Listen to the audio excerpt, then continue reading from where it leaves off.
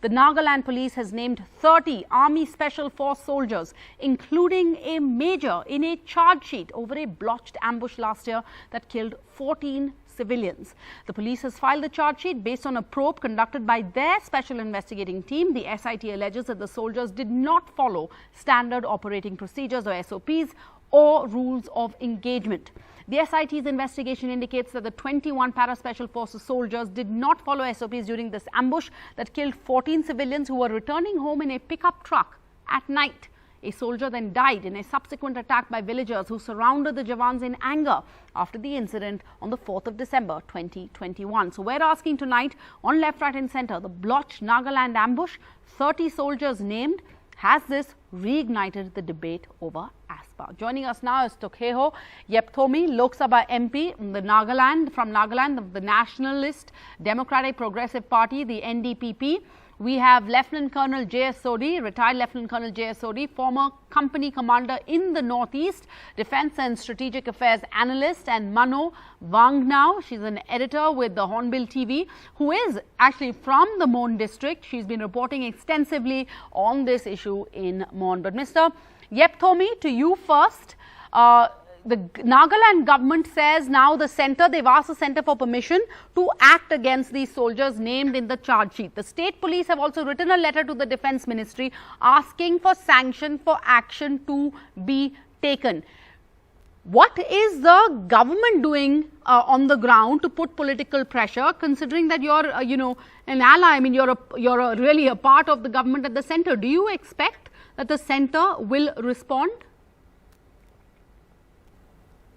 Yes, we have been waiting for the final report of the SIT, and the SIT has submitted today. And the Army Commander-in-Chief of Eastern, Lieutenant General R.P. Singh, has also said that the Army has also completed the investigation.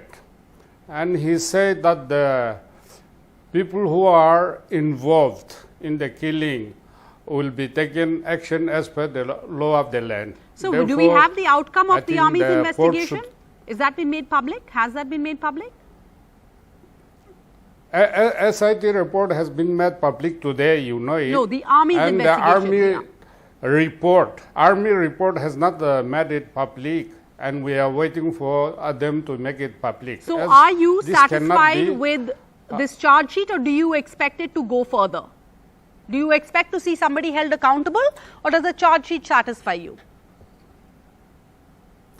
Charge sheet, I think, as far as I'm concerned, it is very clear, because you see all 13 of them were not killed at the same time. Only at 20 on 4th of December 2021, 6 of them were killed in a Bolero pickup.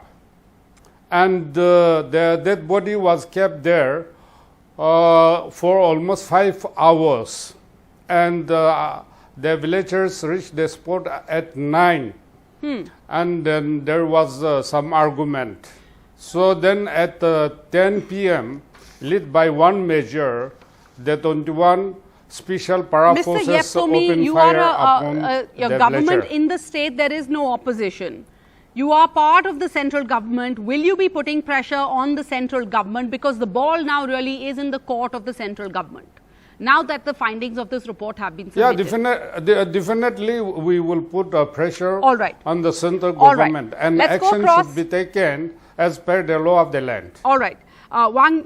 Ms. Wangnao, if you can come in, then you have been seeing the temperature, the feelings on the ground of the people of Mon. Even today we heard relatives of those who were killed in this ambush. They are saying they want, is this justice? Do you believe that on the ground the people will be satisfied with the charge sheet being filed? We have had AFSPA issues in the past, and we have never really had any, prosecution.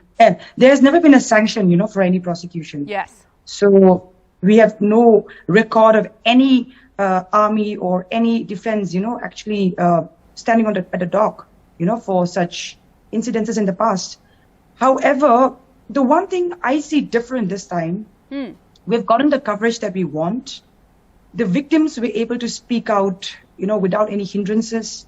I think NDTV is one channel who has actually given us a lot of coverage for this, and it's extremely important that people all in parts of India, like Northeast, has a voice. Have a voice, yes. And this time there has been a public, outcry, and the government had to also work under pressure. And in fact, the state government has really pushed for, the laws to be passed, and there's a lot of pressure on the center.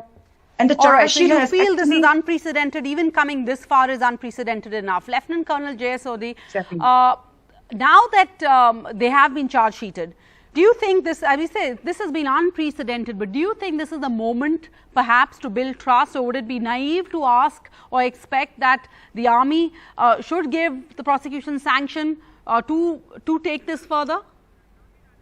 Jai Hind, Sara, it's my honor to be on your news channel. Well, firstly, this incident was very, wrong to happen, and my heartfelt condolences to all the families who suffered in this entire incident. Having said that, I would like to tell you that the army has got its own very strong internal mechanisms. The army is one organization, I can vouch, having served there for 21 years, that the justice in army is very swift, very fast.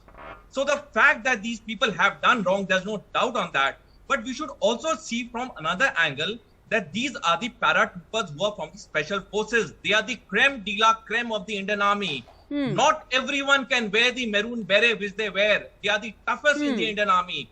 The fact remains that when this incident happened, there was a very, confirmed intelligence because of which they set up the ambush, and this entire thing happened. At 2 ambush points, this Bolero was told to stop. It didn't stop. And finally, it was a failure of intelligence. All right.